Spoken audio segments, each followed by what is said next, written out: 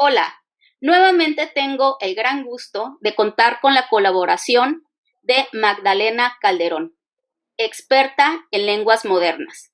Y en esta ocasión nos hablará sobre el lenguaje. Le cedo la palabra a mi tía.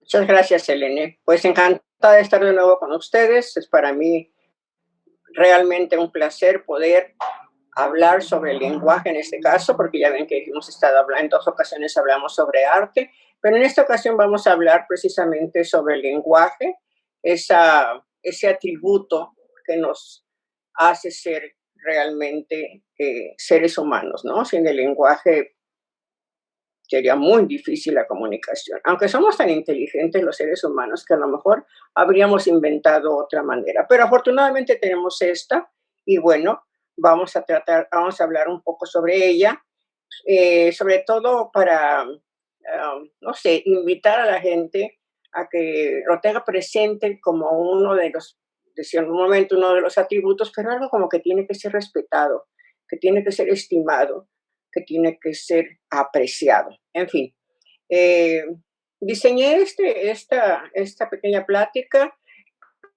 viendo primero en términos generales lo que es el lenguaje y después un poco sobre los orígenes, por qué hablamos español o de dónde viene el español. Y enseguida vamos a ver algunos problemas que tenemos por ahí cuando hablamos. Van a ser muy pocos porque en otra sesión como esta hablaré un poco más sobre tanto problema que tenemos para comunicarnos y que tan fácilmente caemos en ellos. Bien, quisiera empezar esto con una cita de Octavio Paz en la que nos dice que realmente es lo que nos distingue a los seres humanos, es el signo de nuestra condición humana. Efectivamente, nadie dentro de nuestra naturaleza o de nuestro mundo, de nuestro reino animal, domina o conoce o maneja este atributo. Ajá, sigamos, Elena. Esta idea también es de Octavio Paz, es la idea de que nos da un sentido de pertenencia. Un sentido de pertenencia en este caso a una comunidad lingüística, como lo dice, o sea, pertenecemos a México porque, bueno, hablamos español, o pertenecemos a Francia porque somos franceses, porque hablamos francés, ¿no? Entonces, esta es la idea que Octavio Paz también aquí nos quiere expresar, que nos caracteriza precisamente esta manera de expresarnos en nuestra comunidad, ¿no? Y que obviamente, como también lo menciona, pues se extiende hacia otros lugares. Nos vamos a viajar y hablamos español o hablamos la lengua a la que vamos, etcétera. Bien, ahora vamos a ver la definición que nos da la RAE, la Real Academia, sobre cuál es la definición del lenguaje. Y como aquí lo mismo que estaba diciendo, pues es la facultad del ser humano, exclusivamente del ser humano, de comunicarse a través del sonido. ¿Ja? Y también asegura que es una actividad única y exclusivamente humana. Esto ya lo he dicho 4 veces, ¿eh? Pero nos permite comunicarnos. Pero esta es simplemente, o bueno, tiene su historia también, la definición de la RAE. ¿Ok? Adelante, Selene. Ok. Aquí tengo algunos datos que tal vez a ustedes les resulten interesantes. Como pueden ver, es la segunda lengua del mundo, o sea, por el número de personas que la hablan, y tenemos 27 millones de hablantes. Pero esos son los que la tienen como una lengua materna. Pero tenemos, sube bastante a 567 si tomamos en cuenta por ejemplo, gente que no es su lengua materna, pero que la ha aprendido, que la ha llevado, por ejemplo, a Estados Unidos, que es nuestro caso más frecuente, en que también allí hacen difusión de su lengua en otros lugares, ¿no? Otro dato que me parece interesante para este mundo en el que nos movemos es decir que en Internet es la tercera lengua, después del inglés y del chino, o del chino y el inglés, ¿verdad? Con 256 millones, como pueden ustedes ver aquí en el texto. Muy bien, Selene. Ok, los orígenes del español. O sea, ¿por qué hablamos español? ¿De dónde viene? ¿Cuál es la idea? la mayoría de nosotros tenemos una idea de que proviene del latín, obviamente, que gracias a la difusión del Imperio Romano, que era prácticamente el dueño del mundo conocido, obviamente. En aquellos tiempos, pues bueno, empezaron las conquistas. Eh, la conquista en España se da aproximadamente en el año 200, perdón, en el, en el segundo siglo, estoy hablando un poquito de la italiana, en el siglo segundo después de Cristo, pero había habido muchísimas incursiones antes, desde los tartesios, que son un grupo étnico que sube de África y es de lo más antiguo que hay. Pero también estuvieron los griegos, y antes que los griegos estuvieron los fenicios.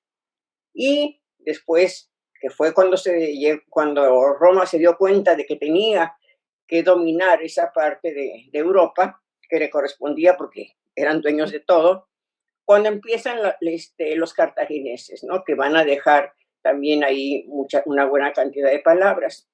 Bien, yo les pongo aquí el Imperio Romano en el que se hablaba, vamos a ver, aquí está latín culto y latín vulgar. Ok, como en toda sociedad, pues había un estrato así definitivo. La gente que tenía acceso a los libros, a los textos, a la cultura en general, y la gente que no lo tenía. Y eso marcaba una diferencia en el lenguaje. El latín culto, obviamente, pues eran las personas que tenían, como les digo, acceso y tenían una educación acorde con sus ingresos económicos. En cambio, el latín vulgar, que no tiene nada de vulgar en el sentido que conocemos ahora, sino que viene de vulgo, pueblo, era el lenguaje que hablaba la población en general, ¿no? Y aquí les puse un ejemplo, hay muchísimos. La palabra ecus, bueno, en latín culto, de ahí vienen palabras cultas como equitación, etcétera, o ecuestre, y el latín vulgar, que ya tiene una expresión totalmente diferente, que es la forma cabalus. Cabalus, que va a ser la que va a permanecer. No se fijen en la B y en la B, porque va a haber cambios que no es el momento de explicar. Ok, entonces les decía que había, cuando llegan los romanos a la península ibérica, llamemos, había ya pueblos que se habían asentado. Aquí les puse algunos ejemplos. Ya les hablé de fenicios, ya les hablé de cartagineses, ya les hablé de tartesios, pero también había un pueblo celta. Había gran cantidad de pueblos esparcidos, pequeñas regiones, pero que tenían su lenguaje celta y nos han dejado palabras del celta. Cántabro, que no lleva acento, perdón, cántabro. Bueno, en la parte norte de España, y el vasco, que es un idioma muy singular. ¿Por qué? Porque el vasco jamás permitió que se contaminara, entre comillas, que se contaminara con el latín. Jamás. El vasco es una lengua que hasta la fecha conserva su originalidad. Es motivo también de estudio aparte. Entonces, cuando llegan los romanos, obviamente ellos llegan hablando el latín vulgar, pero también se encuentran con todos estos pueblos que tienen diferentes tipos de lenguaje y se integran. Esto mismo que va a suceder en España está sucediendo en Francia, obviamente en Italia, y en todos los lugares donde se van a hablar las lenguas romances. ¿Qué son las lenguas romances? Son aquellas que provienen del latín, obviamente del latín vulgar, y que al hacer la combinación con las lenguas originales del país, propiciaron que aparecieran un tipo de lengua diferente. Esto fue en el transcurso de muchos años. ¿Ok? En la siguiente tenemos aquí cuáles son las lenguas romances. Obviamente, las principales son el español, aquí las tienen, el francés, el portugués, el italiano, el rumano, el catalán, el provenzal. El provenzal era, para aquellos que, porque los demás se conocen, el provenzal era una lengua muy importante, además, en la historia de la literatura, que se hablaba en la parte sur de Francia. O sea que era un francés, va a ser un francés deformado de una manera más singular. En fin, Entonces, estas son las lenguas romances. Y aquí tenemos, dando un pequeño salto, ¿qué está pasando con el español? Ahora ya en nuestro concepto moderno, ¿cómo está formado el español? Pues el español está formado, como ustedes pueden ver, en un 70 o 75%. Esto no es exacto, es muy aproximado por el latín. Ajá. Y luego tenemos algunos otros elementos eh, que conforman nuestra lengua. Tenemos perdón, el griego, el árabe, el gótico y otros. En este momento les explico cuáles son los otros. Tenemos algunos textos sobre esto.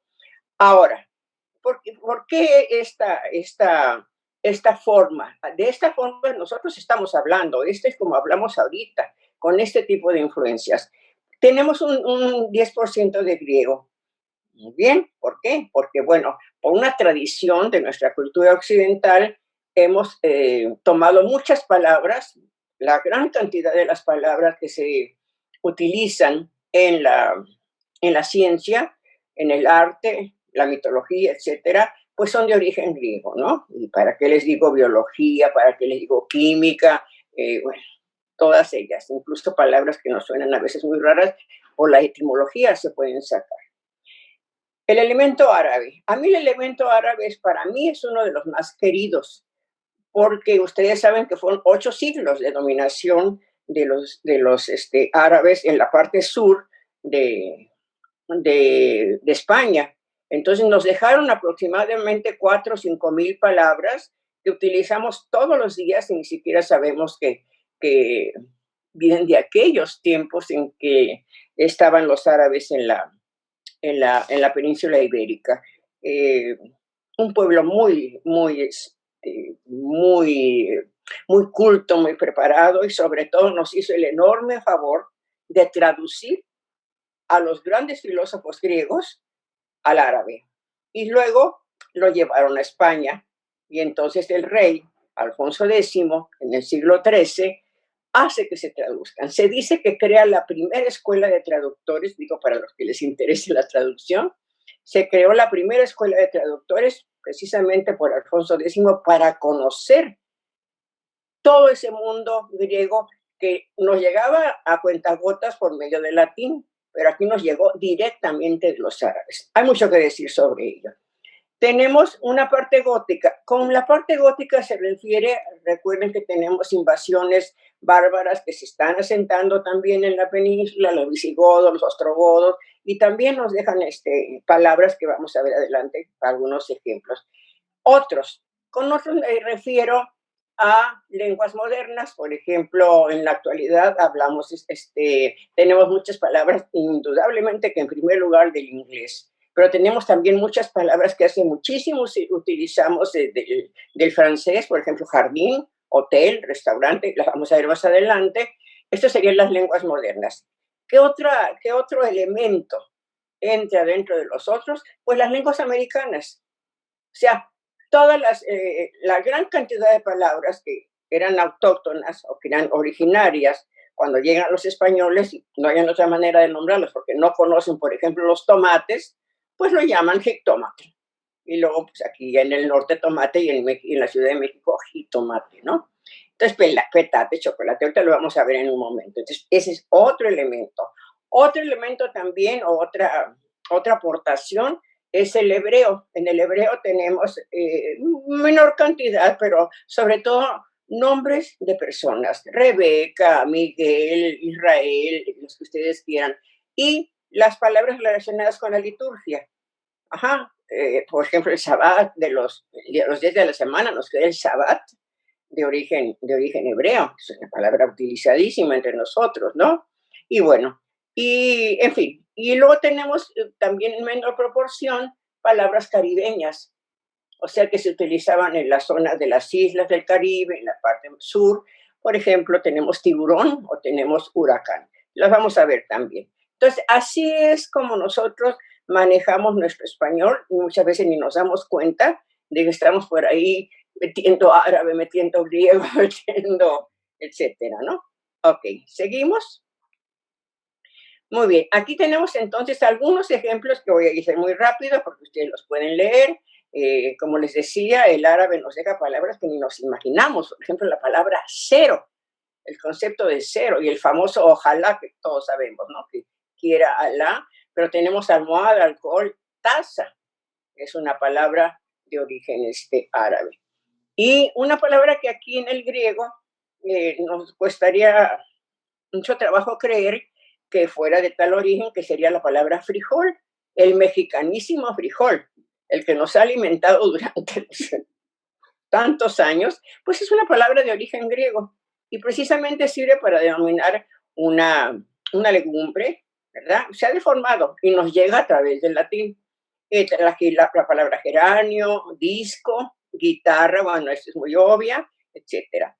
Les comentaba hace un momento que tenemos palabras de origen ibérico, o sea, las que ya estaban en la península o ya se hablaban en la península cuando llegue el latín.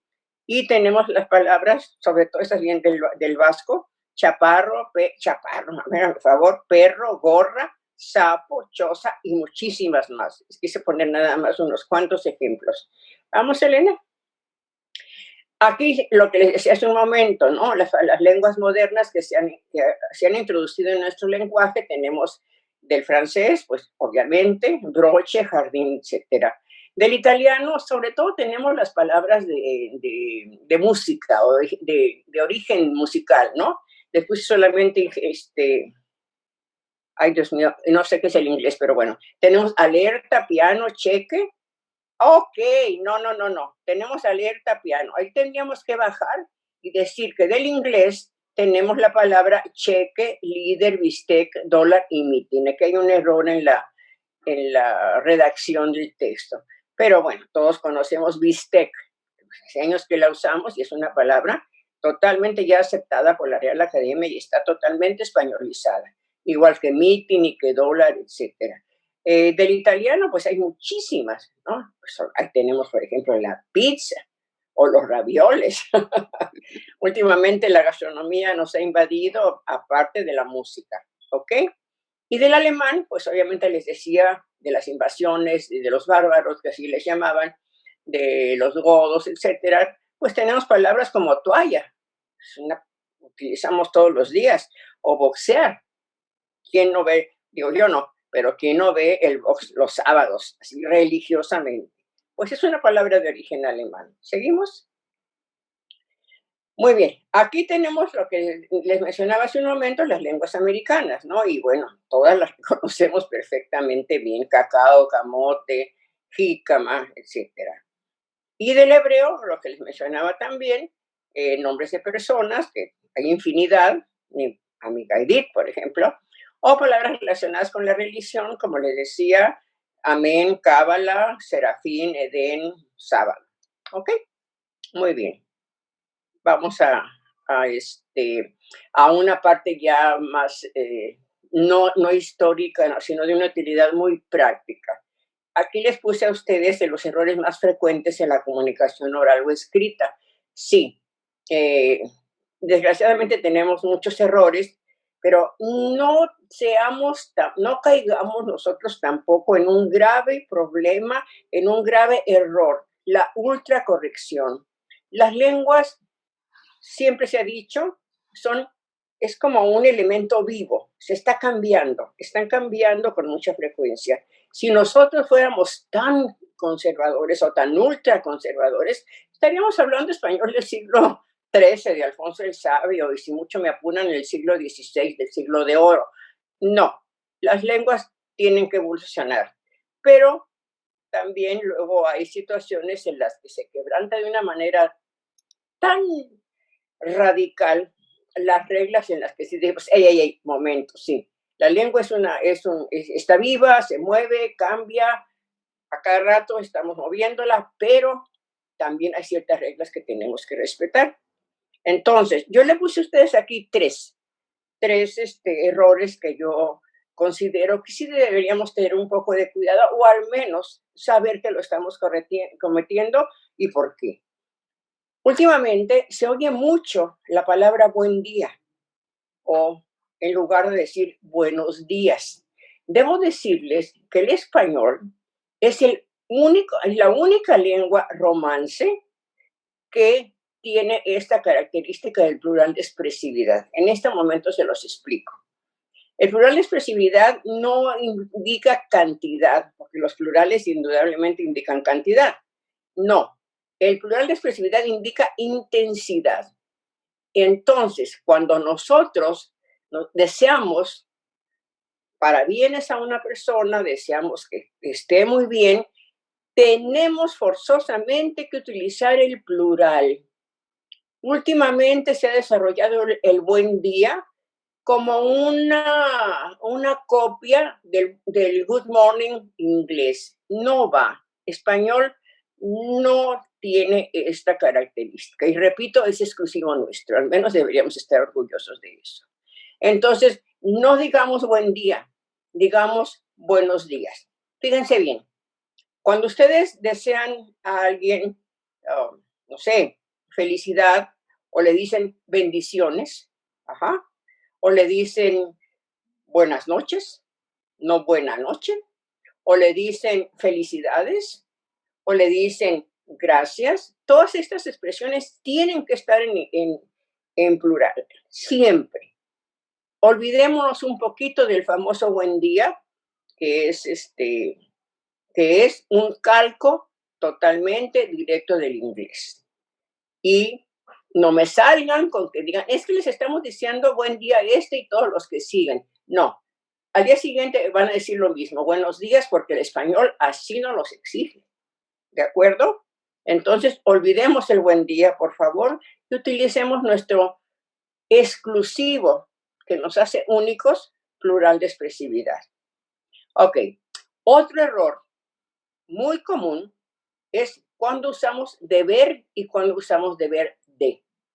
Es tan sencilla la solución como esto que les voy a decir o que está aquí escrito.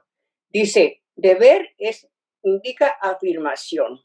Debes terminar el trabajo, debes hacer la tarea o debes comprar ese carro porque considero bla, bla, bla. ¿Ok? Y deber de indica probabilidad. Si yo les digo el ejemplo que les pongo aquí, en China deben de ser las 8, no lo sabemos. ¿Ok? Eso es una probabilidad. En este momento el avión ya debió de haber despegado.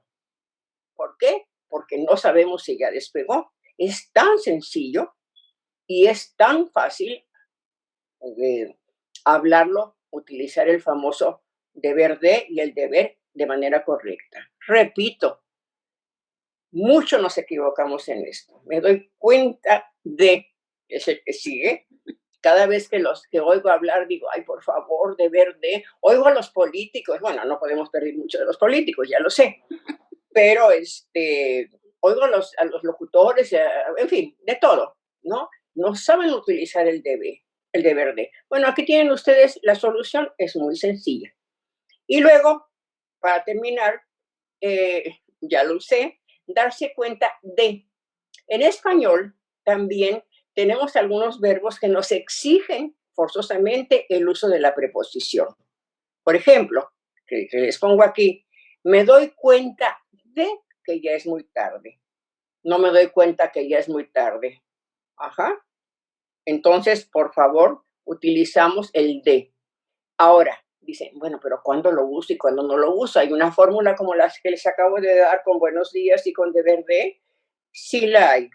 Ustedes se hacen la pregunta, ¿de qué me doy cuenta?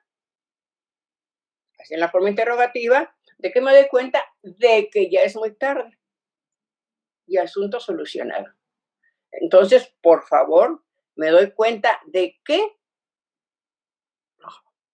etcétera. En fin, hay muchísimos verbos prepositivos en español que forzosamente tienen que llevar una preposición, pero este es uno de los errores que yo con más frecuencia veo. ¿Ok? Eso sería todo por mi parte. No hay otra diapositiva, ¿verdad, Selena? No, tía. ¿Cómo estamos de tiempo? Bien, tía. ¿Quiere hacer alguna aportación extra? Adelante. Sí, pero no es necesario escribirlo. Resulta que he tenido algunas preguntas con respecto a la ñ. de si la ñ es una grafía, que no un sonido, es una grafía exclusiva del español. Sí lo es, aunque podemos encontrarlo en algunas lenguas que no son las lenguas romances, en algunas lenguas que se hablan a niveles muy exclusivos, por ejemplo, no sé, el tagalo en el filipino, en algunas lenguas americanas como el aymara, que se habla ya en Paraguay, Uruguay, etcétera. Pero en una lengua romance nosotros no tenemos una letra ñ. El francés y el italiano optaron por la gn. O sea, en italiano decimos año, ¿verdad? Y utilizamos gn igual que en francés, bañé. En inglés utiliza la NI, y en fin, el catalán también. Entonces, nosotros sí podemos presumir de que tenemos la virgulilla que se llama el signo ortográfico que tenemos que ponemos encima de la N. Hay un motivo para ello. Hay un motivo que es bueno saberlo, ¿no? En la Edad Media, los monjes tenían que estar copiando, de veras que hicieron un trabajo extraordinario, ¿no? Era copiar libros y se la pasaban 8, 10, 12 horas sentados copiando, un trabajo exhaustivo, terrible, pesado, porque no podían equivocarse, no había imprenta, obviamente. Entonces, del latín nos vienen muchas palabras con doble N. Por ejemplo, annum, con doble N, annum, ¿sí? Entonces, o donna, o perdón, domna también. Entonces, ¿qué es lo que hacían ellos? Ay, para no estar escribiendo las dos N's, empezaron a ponerle una virgulilla encima. Y ahí se fue, y ahí se fue, y ahí se fue. Ay, pues qué a gusto, ya no tengo que hacer otra N. Dirán ustedes, ay, pues qué trabajo. No, sí es trabajo. Porque se equivocan, pues era una tinta muy especial, la tinta era muy cara, ya no se diga el papel, entonces no podían estarse equivocando. Entonces vamos a poner esa virgulilla encima y así es como aparece la ñ en español. Así es que sí, podemos decir que sí es una grafía, que no un sonido, recuerden, es una grafía que nos pertenece a nuestra lengua, a excepción, repito, de lo que ya les mencioné hace un momento. ¿Ok?